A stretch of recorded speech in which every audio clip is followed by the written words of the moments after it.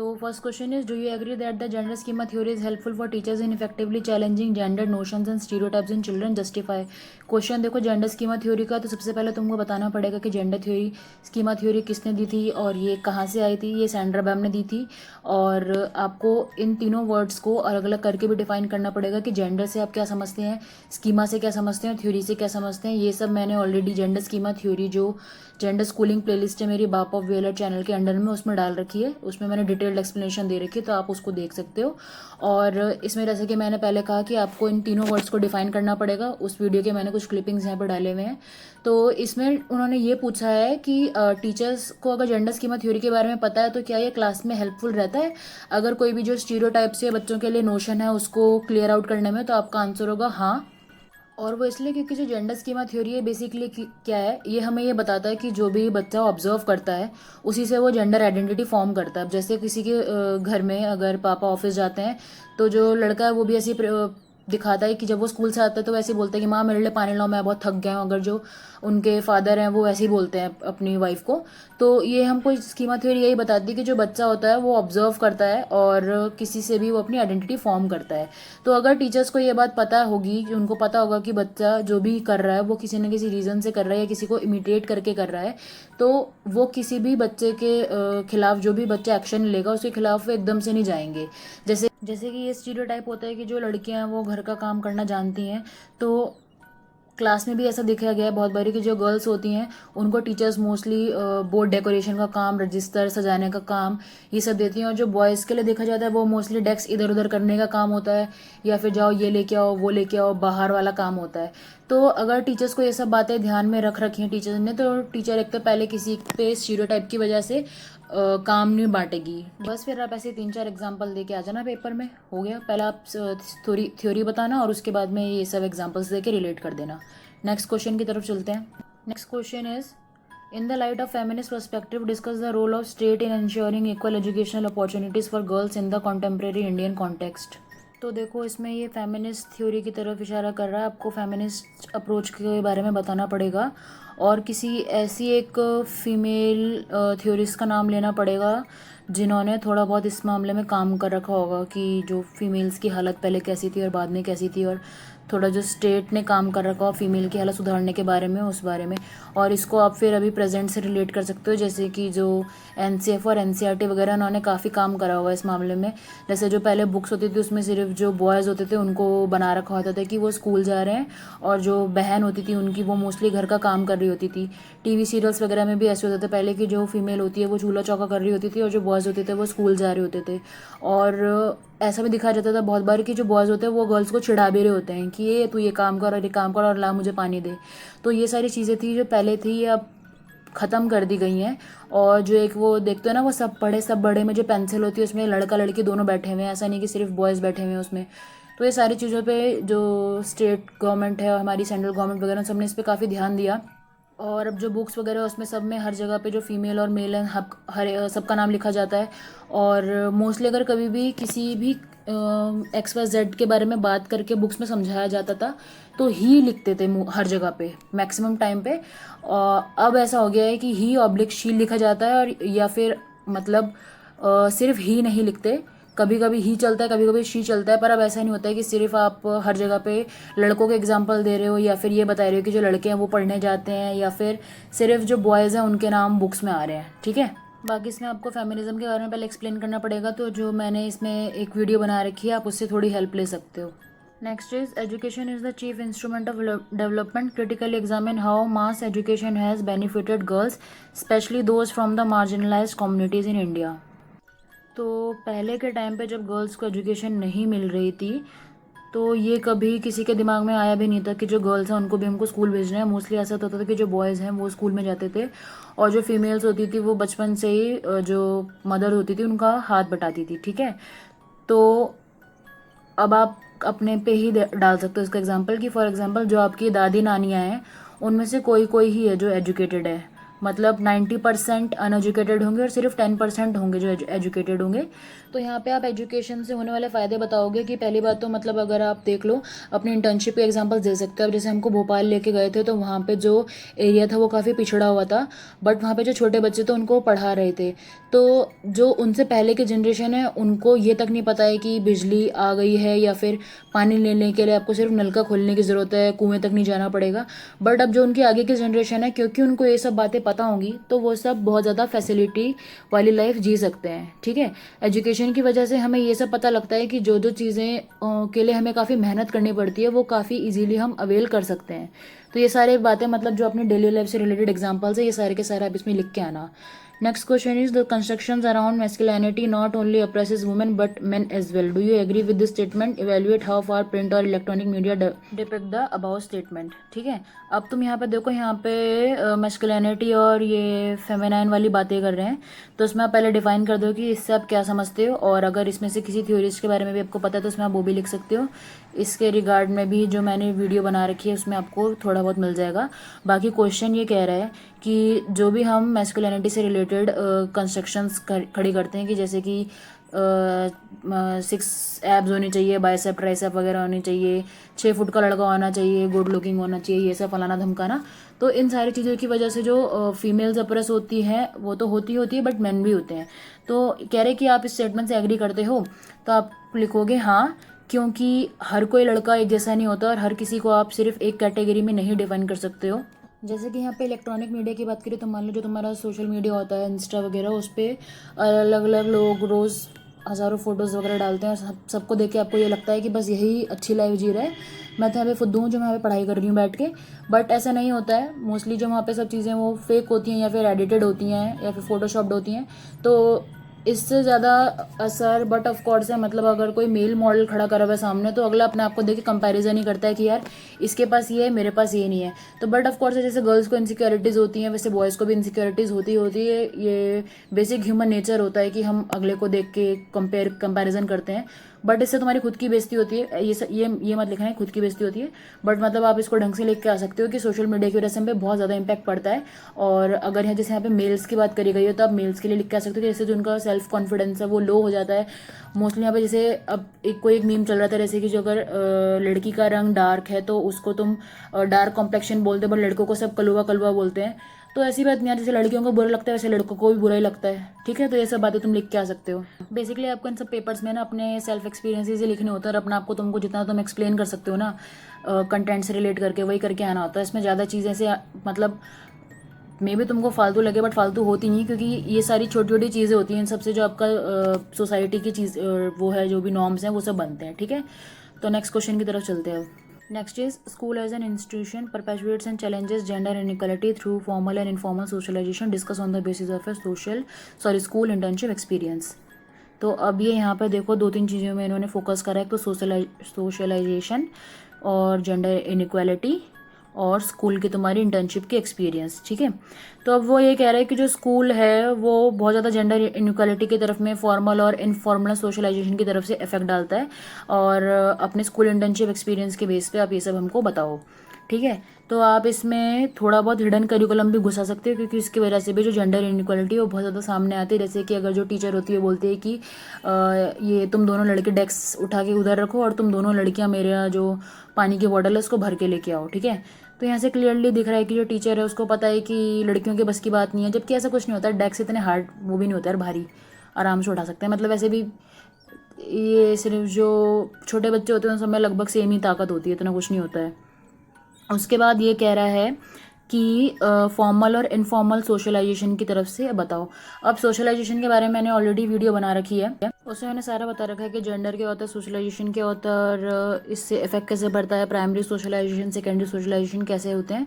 तो इस वीडियो में आपको ये सब पता लग जाएगा। ठीक है, और उसको लास्ट में आप जो भी आपके इंटर्नशिप एक्सपीरियंस अगर ऐसा कुछ होगा तो उससे रिलेट करके लिख देना। Next is reflect on how and to what extent teachers who are situated in a gendered society can be enabled to become agent of change. तो बेसिकली इस क्वेश्चन में बोला है कि जो टीचर्स है अगर उनको ऑलरेडी पता है कि जेंडर सोसाइटी क्या है, बट उसको वो एक चेंज करके कैसे उसको बेटर बना सकते हैं सोसाइटी को, तो इसमें आपको लिखना होगा। पहले आप बताओगे कि जेंडर होता क्या और सोशलाइजेशन होता क्या है, क्योंकि जो जेंडर है वो हमने सोशली कंस्ट्रक्ट करा हुआ है। तो इसको चेंज कैसे करा जा सकता है, इसको वही चेंज कर सकता है जिसको ऑलरेडी पता है कि ये कैसे फॉर्म होता है और इसको इसका मतलब कुछ फ़ायदा नहीं होता है। जो जेंडर होता है वो सिर्फ एक सोशल कंस्ट्रक्ट है और इससे किसी की भी एबिलिटीज़ कैपेसिटीज़ पे कोई फ़र्क नहीं पड़ता है, इरिस्पेक्टिव ऑफ ही या शी। जो किसी भी काम को कोई भी दोनों रोल्स दोनों जेंडर्स बहुत आराम से कर सकते हैं। ठीक है, तो एज ए टीचर आप थोड़ा बहुत एक्सप्लेन करना, जैसे क्लास में आप क्या क्या कर सकते हो जिससे बच्चों को गर्ल्स और बॉयज़ को आपस में ऐसा ना लगे कि वो दोनों किसी भी तरह से आपस में एक दूसरे से ज़्यादा पावरफुल है या फिर लेस पावरफुल है, वीक है। सबको आपको सेम स्केल पे लेकर चलना होगा। ठीक है, नेक्स्ट क्वेश्चन की तरफ बढ़ते हैं। Next question is explain in detail how gender inequality and role of education is viewed by the radical feminist और लिबरल फेमिनिस्ट। भाई इस पे मैंने पूरी वीडियो बना रखी है लिबरल और रेडिकल फेमिनिज्म पे। ठीक है, ये इंपॉर्टेंट टॉपिक है, आप करके चले जाना। ठीक है, और क्वेश्चन ये कह रहा है कि डिटेल में बताओ कि जो जेंडर इनइक्वालिटी और रोल ऑफ एजुकेशन है उससे तुम कैसे रेडिकल फेमिनिस्ट और लिबरल फेमिनिस्ट को देखते हो। सबसे पहले बताओगे कि फेमिनिज्म क्या होता है, फिर आप बताओगे कि ये वेव्स कैसे आई थी, उसके बाद आप लिबरल और रेडिकल का लिटरल मीनिंग एक्सप्लेन करोगे। उसके बाद तुम ये बताओगे कि जेंडर इनइक्वालिटी क्या होता है और उसका रोल ऑफ एजुकेशन से क्या लेना देना है। आप ये बताना कि मतलब पहले फीमेल्स को नहीं पता, वो बताया था लिबरल फेमिनिज्म में क्या क्या हुआ था, ये सब मैंने एक्सप्लेन। ठीक है, और उसके बाद आप ये बताना कि जो रेडिकल फेमिनिज्म है उसमें क्या क्या हुआ था, मतलब जो लिबरल फेमिनिस्ट नहीं कर पाए थे उसके बाद वो रेडिकल फेमिनिज्म में आया था सामने। फिर धीरे धीरे जब फीमेल्स और एजुकेट होती गई, जितना एजुकेट होती गई उतना फीमेल एम्पावर होती गई। तो एक बेसिक कनेक्शन है एजुकेशन का और इनइक्वालिटी और फेमिनिस्ट का, वो यही है कि जितना ज़्यादा फीमेल एजुकेट होती गई उतना ज़्यादा फीमेल एम्पावर होती गई और उतना ज़्यादा जो मेन थे वो भी उनको ऑप्रेस कम करते गए, क्योंकि जैसे जैसे फीमेल्स एजुकेट होती गई वो बाहर फील्ड में आती गई और एक्सेल करती गई। तो मेल्स को भी दिखता गया कि हाँ ये सिर्फ खाना बनाने के लिए नहीं है, ये हमसे भी ज़्यादा बेटर काम कर सकते हैं। और इसी के चक्कर में आज आप देख लो कि सारे के सारे इक्वालिटी से काम कर रहे हैं। ये रेडिकल फेमिनिज्म और लिबरल फेमिनिज्म वाली वीडियोस में आपको सब पता लग जाएगा। ठीक है, तो नेक्स्ट क्वेश्चन की तरफ बढ़ते हैं। Discuss the role of state in ensuring equal education opportunities for girls, illustrate with relevant examples. ये क्वेश्चन मैंने पहले डिस्कस कर दिया है, आपको सारे के सारे जो भी तामझाम करे हुए ना, जैसे एनसीएफ वगैरह ने भी काम करे हैं वो भी गिना सकते हो इसमें। और आपको इसमें बेसिकली यही बताना है कि एजुकेशन की वजह से लड़कियों के लिए कितना अच्छा चीज़ें हो गया है। ठीक है, नेक्स्ट क्वेश्चन है discuss with examples from your school internship how hidden curriculum constructs notion of gender roles and identities. Hidden curriculum की वीडियो मैंने बना रखी है, करिकुलम वाले जो करिकुलम स्टडीज़ है ना उसमें वो वीडियो आपको मिल जाएगी। उसमें मैंने अच्छे से बता रखा है कि हिडन करिकुलम क्या होता है। इसमें तुम पहले डेफिनेशन दोगे करिकुलम क्या होता है, फिर हिडन करिकुलम क्या होता है, और उसके बाद आप अपनी इंटर्नशिप में से एग्जांपल दे सकते हो कि जो जैसे हिडन करिकुलम में ये होता है कि कुछ कुछ चीज़ें टीचर्स बच्चों को बोल देती हैं जिसकी वजह से मे बी इंटेंशनली या फिर अनइंटेंशनली ऐसी चीज़ें हो जाती हैं जिससे जो बच्चों की मेमोरी है या फिर हैबिट्स हैं उन पर लॉन्ग लास्टिंग इम्पैक्ट पड़ जाता है। जैसे कि अगर कोई मैम बोले कि बेटे डेस्क उठाने हैं, तो दो लड़कियाँ आती है कि मैम हम उठाएं, और मैम उनको बोलेगी कि रहने दो तुम्हारे बस की नहीं है, तुम दोनों लड़कियाँ हो तुम उठाओ। तो फीमेल्स को यहाँ पे ये लग जाएगा कि हाँ यार हमारे बस की नहीं और हम कमज़ोर हैं मेल से। तो ये हिडन करिकुलम के अंदर है, तो ऐसे एग्जांपल आप दे के आ सकते हो। ठीक है, next question is elaborate upon the gender roles adopted by boys and girls based on socialisation of girls in any religious community. इसमें मैंने सोशलाइजेशन वाली वीडियो बना रखी है, उसमें आपको सारे एग्जांपल्स मिल जाएंगे, मैंने एग्जांपल्स भी दे रखे हैं। वो पूरी की पूरी वीडियो आपको लिख के आनी है, उस वीडियो के स्क्रीनशॉट लो और उसके नोट्स बना के फटाफट लिख के आ जाओ। ठीक है, next is how does gender schema theory explain the adoption of gender role identities. Gender schema theory की वीडियो भी मैंने बना रखी है, इस क्वेश्चन को मैंने एक्सप्लेन कर दिया है पहले। पर ये कह रहा है कि जो जेंडर स्कीमा थ्योरी है वो कैसे अडॉप्ट करती है जेंडर रोल आइडेंटिटीज़ को। ये ऐसे करती है क्योंकि जो बच्चे होते हैं वो जेंडर आइडेंटिटी कैसे कंस्ट्रक्ट करते हैं, ऑब्जर्व करके, और ऑब्जर्वेशन जब आ जाता है तब क्या ये हमारी जो जेंडर स्कीमा थ्योरी है इसी के बारे में बात हो रही है। जेंडर स्कीमा थ्योरी के अंदर ही जो बच्चे होते हैं वो जेंडर आइडेंटिटीज़ या फिर उनके जो रोल होते हैं एक दूसरे को देख के या फिर जो उनका बड़ा है उनको देख के ऑब्जर्व करके कंस्ट्रक्ट करते हैं, उसी से उनकी आइडेंटिटी फॉर्म होती है और इसी को हम जेंडर स्कीमा थ्योरी कहते हैं। ठीक है, और इसमें अपना एग्जांपल वगैरह दे के इसको एक्सप्लेन करके आ जाना। उस वीडियो में मैंने एग्जांपल दे रखे हैं, उसके स्क्रीनशॉट लो और उसके नोट्स बना दो, हो जाएगा तुम्हारा काम। Next question is what kind of gender relations are being promoted by the media, analyse with the example of a TV entertainment programme advertisement. जो मीडिया होता है बेसिकली वो हर तरह के जेंडर रिलेशंस को दिखाता है। मे बी वो बात कर रहा हो जो मेल और फीमेल है वो किस लेवल पे आके एक साथ काम करते हैं, या फिर पहले जो होता था कि जो मेल है उसको दिखाते थे कि वो ऑफिस जा रहा है और जो फीमेल है वो घर वगैरह संभाल रही है, या फिर जो LGBT क्यू क्लब है उसके बारे में भी वो बात करते हैं। और ये सब मीडिया पे डिपेंड करता है कि वो किस चीज़ को पॉजिटिवली लोगों तक पहुंचाना चाहते हैं या फिर नेगेटिवली। और जबकि ऐसा गलत है, जो मीडिया होता है उसको मतलब देखो वो करेंगे ही करेंगे, चाहे वो पॉजिटिव करें नेगेटिव करें, क्योंकि उनको पब्लिसिटी करानी होती है अपने न्यूज़पेपर या जो भी उनका मीडिया है उसकी। बट एज एन ऑडियंस हमको ये ध्यान में रखना चाहिए कि कौन सी चीज़, अब जैसे वो जो स्कूटर दिलों का शूटर है, मेरा स्कूटर वाला बकवास था, उसको बहुत ज़्यादा मिलियन में व्यूज़ मिल रखे थे। लेकिन जो भी नेचुरल क्लैमिटीज़ वगैरह हो रही है, जब भी असम में फ्लड आया था या फिर उससे पहले जो फिर बहुत सारी चीज़ें हुई थी, उन सब चीज़ों की तरफ हमारा ध्यान जाना चाहिए। तो एज एन ऑडियंस ये आपके ऊपर होता है कि आप किस बात को कितना हवा देना चाहते हो। तो नेक्स्ट पेपर का क्वेश्चन है पहला, feminist perspectives have accounted for gender inequalities in different ways and offer differing solutions to unequal power relations between men and women. Explain the given statement by comparing any two perspectives. तो मैंने इसमें video बना रखी है feminist perspective पे, उसमें liberal और radical बना रखा है, उसको आप पूरा का पूरा इसमें लिख के आ जाना, आपको मार्क्स मिल जाएंगे। ठीक है। सेकंड क्वेश्चन पे बना रखा है जो इसका और पार्ट है, is sex and gender necessary different, explain how feminist have looked at this question. इस पे भी मैंने जो जेंडर सोशलाइजेशन वाली वीडियो है उसमें सेक्स और जेंडर के बारे में अच्छे से समझा रखा है। पहले आप इनकी डेफिनेशन लिखोगे, फिर इनके बारे में लिखोगे डिफरेंस क्या है इनमें, और जैसे जो सेक्स है वो बायोलॉजिकली कंस्ट्रक्टेड है, जबकि जो जेंडर है वो सोशली कंस्ट्रक्टेड चीज़ है। और किसी भी एक थ्योरीज के बारे में मैंने जो उसमें बता रखा है आप उसमें लिख के आ सकते हो साथ में। प्लस आप थोड़े बहुत अपने डेली लाइफ के एग्जाम्पल देना, इसमें हर क्वेश्चन में डेली लाइफ के एग्जाम्पल देना बहुत ज़रूरी है, क्योंकि टीचर्स यही देखते हैं कि थ्योरी तुम रट के आ सकते हो पर तुम उसको कनेक्ट कैसे कर रहे हो। ठीक है। Next is taking up examples from different communities, explain how families gender socialise young girls. इसका मैंने बहुत अच्छा एग्जाम्पल दिया हुआ है ऑलरेडी जेंडर वाली वीडियो में, कि जो फैमिलीज होती है उनका जेंडर रोल्स पे कैसे इफेक्ट पड़ता है। उन वीडियोस को आप देख लो।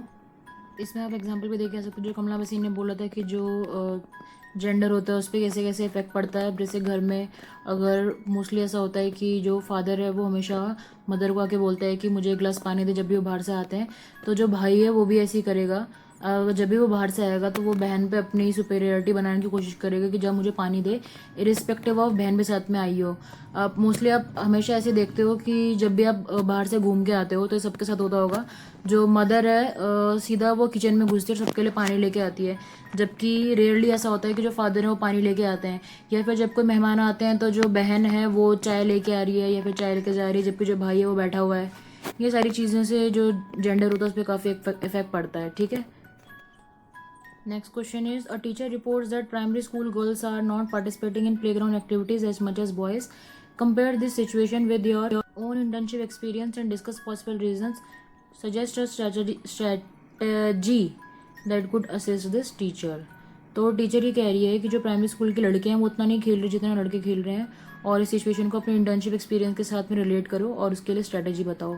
तो मोस्टली ऐसा होता था कि जब आप अपने भी स्कूल में हो, जब हम 6-7 तक थे तब हम बहुत ज़्यादा खेलते थे, गैलरी वगैरह, स्टापू, बैडमिंटन, बैट बॉल, क्रिकेट भी खेलते थे, फुटबॉल, ये सब खेलते थे। बट जैसे जैसे हम बड़े हुए तो जो लड़कियां होती थी वो मोस्टली स्पोर्ट्स के पीरियड में अपना काम कर रही होती थी, और उसके बहुत सारे रीजंस होते थे। मे बी मोस्टली तो पीरियड से चल रहे होते थे किसी ना किसी के, या फिर कभी ऐसा होता था कि मतलब चुन्नी उड़ने पर लगी हुई है यहाँ से वहाँ, और सूट में कंफर्टेबल नहीं है, क्योंकि जो भी गर्ल्स होती हैं वो धीरे धीरे सूट पहनने की हैबिट डलती है सभी को।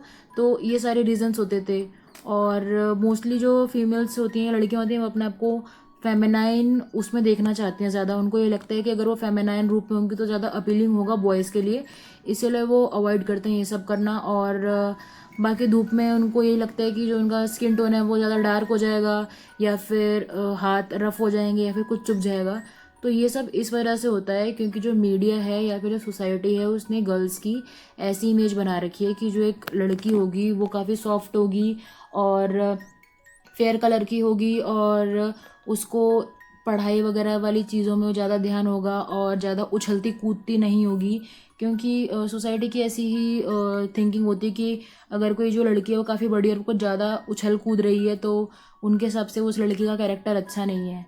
इन चीज़ों की वजह से ये सब होता है, जो छोटी बच्चियाँ होती हैं उनमें ये सब चीज़ें बहुत जल्दी डेवलप हो जाती हैं। तो एज ए टीचर आपको सबसे पहले ही बच्चों को, अगर बच्चे कोई भी आपसे स्पोर्ट्स का चीज़ मांगने आते हैं तो आपको ये नहीं बोलना होगा कि नहीं ये तुम्हारे बस की नहीं है, ये बहुत भारी है, उठा लोगी ये सब।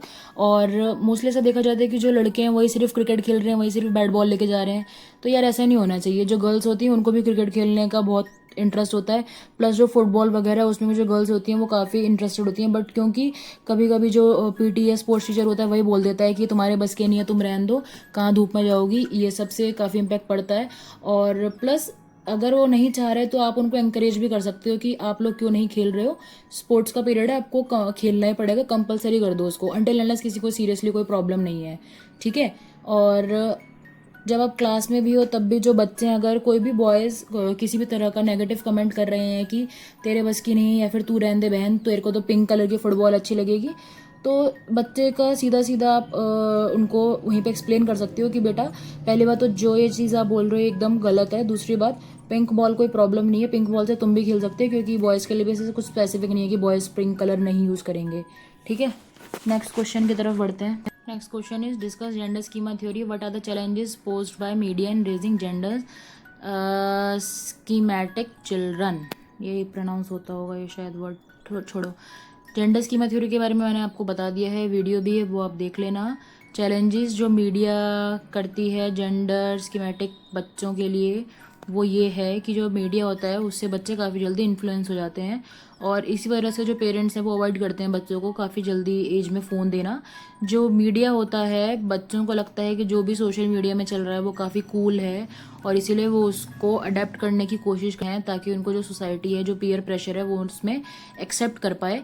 क्योंकि अगर उनको कोई एक्सेप्ट, तो बच्चों को लगता है कि बच्चे फुद्दू हैं, उनसे कुछ होने नहीं वाला है, और अगर वो एक्सेप्ट हो जाते हैं तो उनको लगता है कि हाँ वो भी किसी ग्रुप का हिस्सा है, ठीक है। तो ये सब चीज़ें आप इसमें लिख के आ सकते हो। और next is why did Gilligan argue that women's moral voice is different. ये आपको मिल जाएगा जो मैंने कॉलबर्ग वाली और कैरल गिलिगन वाली वीडियो डाली हुई है चाइल्ड डेवलपमेंट में, उसमें। Next question is what are the arguments in favour of coeducational schooling, why do single sex schools then continue to be popular. इसके बहुत सारे रीज़न हैं, क्योंकि मे बी जो सिंगल सेक्स स्कूल होते हैं उसमें जो पेरेंट्स हैं वो काफ़ी कंफर्टेबल होते हैं गर्ल्स को भेजने में। अब जैसे जो हमारा ही कॉलेज था वो गर्ल्स कॉलेज था, और एक तो ये रीज़न यही होता है कि जो पेरेंट्स हैं वो गर्ल्स को गर्ल्स कॉलेज में भेजने में काफ़ी काफ़ी कंफर्टेबल भी होते हैं। दूसरा ये था कि जैसे जो बीएलएड के लिए कॉलेजेस हो वो सिर्फ गर्ल्स कॉलेजेस हैं। उसका रीज़न ये है कि जो गर्ल्स हैं उनको जो गवर्नमेंट है वो फील्ड में, इस फील्ड में, पर्टिकुलर फील्ड में आगे लेके आना चाहती थी, इसलिए उन्होंने स्पेशली गर्ल्स कॉलेज खोले। तो ऐसा मोस्टली पहले इसलिए होता था क्योंकि वही जो पेरेंट्स होते थे वो कॉन्फिडेंट नहीं होते थे कि जो गर्ल्स हैं वो स्कूल जा रही हैं, और कंफर्टेबल भी नहीं होते थे। बट अब जो फीमेल और मेल्स हैं उनको दोनों को इक्वल अपॉर्चुनिटीज़ मिलती हैं, इक्वल राइट्स मिलते हैं, इक्वल फ्रीडम है। तो अब ऐसा कुछ नहीं है कि सिर्फ स्पेशली अब मतलब अगर कोई फीमेल गर्ल्स कॉलेज या मतलब फीमेल कॉलेज में जा रही है तो वो बाय चॉइस जा रही है, डर की वजह से नहीं जा रही है, ठीक है। सो नेक्स्ट पेपर का क्वेश्चन आ गया, critically examine the ideas of liberal feminism, how does it differ from radical feminism in explaining gender inequality. भाई वीडियो बना रखे हैं दोनों वीडियोस देख लो, आंसर मिल जाएगा। Next is what are the features of gender schema theory, भाई इसकी भी वीडियो बना रखी है। How can it help a teacher in challenging gender notions in children. ये क्वेश्चन अभी तक मैंने 2 या 3 पेपर डिस्कस करे हैं, सब में आया है, ठीक है, तो ये करके जाना, ये भी मैंने बता दिया तुमको। सेकेंड क्वेश्चन है differentiate gender roles for man and women have negative influence on man too. भाई सेम क्वेश्चन पहले बताया था ना, वही वाला क्वेश्चन है, नाम और वो चेंज कर दिया बस अल्फाज। तुम देख लो सारे के सारे पेपर ढंग से करके जाना, क्योंकि जो पहले के क्वेश्चन है ना वही उठा उठा के दे रखे हैं, बस ये सब चेंज करा हुआ है, क्योंकि वही है ना, ज़्यादा बड़ा मतलब वैसा वास्ट टॉपिक नहीं है, जेंडर है, फेमिनिज्म है, इन्हीं से क्वेश्चन उठा के लगे हैं, एक इंटर्नशिप पे दे देंगे, फिर एक में एजुकेशन से जोड़ देंगे, बस यही सब क्वेश्चन आ रहे हैं। Next question is does mass media further or challenges gender typing and gender typing अच्छा and stereotypes, give relevant examples in support of your answer. ये भी मैं समझा चुकी हूँ मीडिया कैसे इन्फ्लुएंस करता है, आपको ये सब लिख के आना, और इसमें पहले आप डेफिनेशंस लिख के आ जाना कि स्टीरियोटाइप का मतलब क्या होता है, जेंडर का मतलब क्या होता है, और इसके फैक्टर्स क्या क्या होते हैं जो जेंडर को अफेक्ट करते हैं, ठीक है, और एग्जाम्पल अपने आसपास के लिख देना। Next is how do classroom interactions shape gender relations, explain with example from your school experiences. बस ये भी तुमको मैंने बता दिया है, अपना एग्जांपल लिख के आना। और क्लासरूम में जो भी जेंडर जो टीचर होता है हिडन करिकुलम में जो भी बातें बोलता है उससे बच्चों को कैसे इंपैक्ट पड़ता है, बच्चे जो आपस में काम कर रहे हैं उसमें कैसे इंपैक्ट पड़ता है, जो स्पोर्ट्स है उसको घुसा देना इसमें। और जो डेली लाइफ एग्जाम्पल, जैसे टीचर सिर्फ बच्चों को गर्ल्स को बोलती है कि पानी लेके आओ या फिर चार्ट डेकोरेट करो, और बॉयज़ को डेस्क उठाना है, बाहर सामान लेके आना है, वो सब बोलते हैं, वो सब आप इसमें लिख दोगे, ठीक है। Fifth is a recent report mentions near gender parity in enrollment at elementary level of education. However, enrollment of girls is declining at the secondary stage of education. Critically examine the cause of such scenario. What role can education play in addressing this concern? इसका reason mostly ये होता है कि जो पहले के time के लोग हैं उनकी थिंकिंग चेंज होने में टाइम तो लगा है, लेकिन उस हद तक चेंज नहीं हुई जिस हद तक होनी चाहिए थी। जैसे कि पहले तो सीधा था कि लड़कियों को स्कूल भेजने की ज़रूरत ही नहीं है, बट उसके बाद फिर अब धीरे धीरे ये आया कि अगर लड़की 5वीं तक भी पढ़ी हुई है तो बहुत बड़ी बात है, बस उसके बाद उसका स्कूल से नाम काट दो। मतलब कि इतना कि वो अपना वो उसको सब्जी वब्जी ले आए, इतना ही उसको पढ़ाओ, ठीक है। मोस्टली इन चीज़ों का यही रीज़न होता है। और प्लस कई बारी जो फैमिलीज़ होती हैं वो उतनी वेल टू डू नहीं होती हैं, और इसीलिए वो कोशिश ये करते हैं कि जो घर का मेल है वो पढ़े, क्योंकि फ़ीमेल तो वैसे भी अगले घर चली जाएगी, और अगले के घर चली जाएगी तो कमा के हमको क्या ही देगी, तो इसीलिए फ़ीमेल्स को कम पढ़ाया जाता है। ये सारे रीज़न्स आप अच्छे से पूरा ताना वाना मार के लिख के आ सकते हो, ठीक है। और एजुकेशन का रोल इसमें यही है कि क्योंकि मेल्स जो कुछ मेल होते हैं उनको ये लगता है कि अगर हमने फीमेल्स को एजुकेट कर दिया तो फीमेल्स हमारे लिए काम नहीं करेंगी, इसलिए वो एजुकेट नहीं करते हैं। प्लस जो गर्ल्स होती हैं उनको अगर एजुकेशन मिल गई तो जो मेल्स हैं जो ऑलरेडी जॉब कर रहे हैं वो उनकी जॉब में आएंगी, तो ऑफकोर्स कंपटीशन तो बढ़ेगा ही, तो अपना कंपटीशन कोई भी क्यों लाना चाहेगा आगे। और बस ऐसे ही 2-4 और एग्जांपल मारना इधर उधर के और तुम्हारा बन गया क्वेश्चन का आंसर। तो लास्ट क्वेश्चन है, focusing on any one identity marker of religion, caste, social class or location, comment on the socialisation of adolescent boys and girls to support your answer with examples. तो आपको इसमें पहले तो examples देना है, इसमें पहले आपको चूज़ कर लेना कि किस जगह का आप एग्जांपल देना चाहते हो। तो फॉर एग्जांपल मान लो मैं लेती हूँ रूरल का, और रूरल में ये मैं कह रही हूँ कि सोशल क्लास के बेस पे रूरल में आइडेंटिटी कैसे एडोलेसेंट बॉयज़ और गर्ल्स की शेप होती है। तो जो रूरल एरिया का सीन होता है उसमें मोस्टली यही होता है कि जो बॉयज़ हैं उनको हम काम वगैरह करने के लिए भेज रहे हैं, और जो गर्ल्स हैं वो खाना बना रही हैं, तो आइडेंटिटी बचपन से ही शेप होने लग जाती है। और जब जो गर्ल्स हैं वो अपनी माँ को देख रही हैं कि माँ खाना वाना बना रही है, तो वो उनकी हेल्प करते हैं। जो घर का फैमिली मेम्बर जो फादर है वो बाहर जा रहा है तो लड़का यही देखता है कि उसको भी आगे यही सब संभालना है। जो फादर के खेत वगैरह हैं, ट्रक वगैरह है, ट्रैक्टर है, उनको यही सब चलाना है। जबकि जो गर्ल्स हैं वो ये देखती हैं कि मम्मी घर कैसे साफ रख रही है, हर एक की नीड्स कैसे पूरी कर रही है।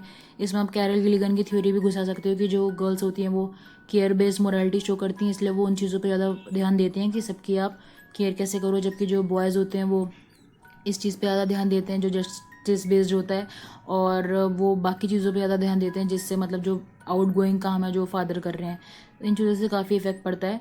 और रूरल का मैंने एग्जांपल इसलिए लिया क्योंकि मोस्टली ये चीज़ें रूरल में ज़्यादा देखी जाती हैं, बट अब वैसे काफ़ी कम हो गया है, बट स्टिल ठीक है। तो ऐसे ऐसे करके आप इसका आंसर दे के आ जाना।